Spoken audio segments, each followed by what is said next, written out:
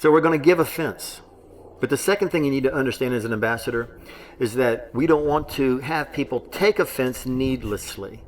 We share that whole idea of what it means to have a demeanor that we honor where honor is due, where people need to be honored. We show respect. So on one hand, my message I come is to offend you.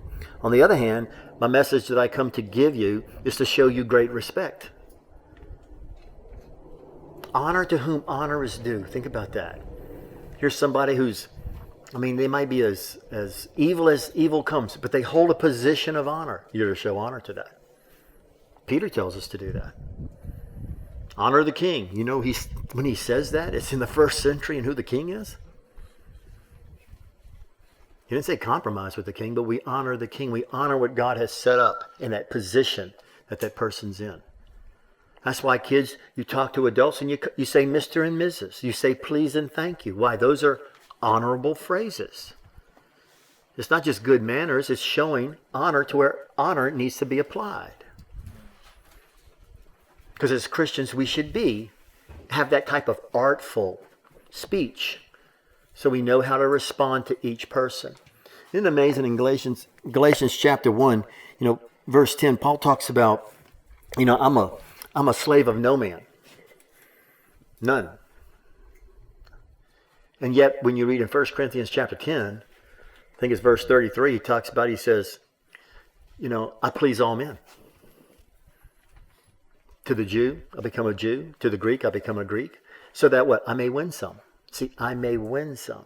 So there's a line that you need to know when it's crossed and when it's not, that you become something to somebody so you can win them.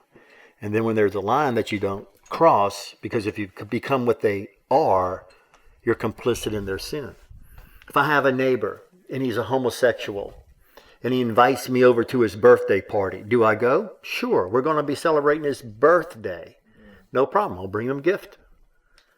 But if he's having a coming out party and he invites me to go over to the coming out party, I don't go. See the difference? Because that's a compromise. That's saying, hey, I'm agreeing with you coming out, and it's okay to come out. It's okay to be a homosexual. No, I can't do that.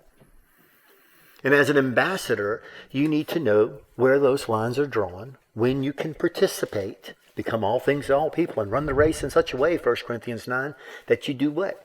You win. You buffet your body, Paul says. But in the context of 1 Corinthians 9, when he says that, he's talking about winning people to Christ. If you're going to win that race, you have to know not just the importance, but the wisdom of how do I become something to this person that I can win them to Christ without participating in their sin. That's what ambassadors do. That's what it means to run that race. Becoming all things to all people. And then when the line's drawn, and I have to say, like it says in 2 Corinthians chapter 6, verse 14, do not be bound together with unbelievers. Come out from among them, my people. And there's a line drawn, you say, I can't be a participant of that. In fact, I have to expose the deeds of darkness in Ephesians 5. And it's probably going to cost me my job. There's a time to be quiet, like it says in Proverbs. How do you answer a fool? According to his folly. You don't answer a fool according to his folly. You answer a fool as his folly deserves. And many times what's deserving is silence. You don't have to, stick your neck into every quarrel and be a spokesperson there. Kind of like it says in Proverbs, it's kind of like taking a dog by the ears when you do that. A crazy man does that and just jumps into the middle of a quarrel, start quarreling with people. Who does that? Ambassadors don't do that. They pick and choose their battles because they're light and salt. And if the gospel's at stake, you betcha they're going to talk about that because that's the authoritative message from the king. But when it's not, and it might be something that has to do with me, and this is where he chides the Corinthians. He says, I can't believe you guys are going to court over this. You serious? Really? Don't you realize it's already a defeat for you? A defeat. Because you're going before lost people. They're going to look at you and say, aren't these people ambassadors of the king? And they want us to judge between them? Why not just take the loss? See? Because they're not looking at the big picture. They're just looking at, well, you're right or you're wrong, and I think this, and go to court. And I was like, stop. Look what's at stake. Look what's getting jeopardized.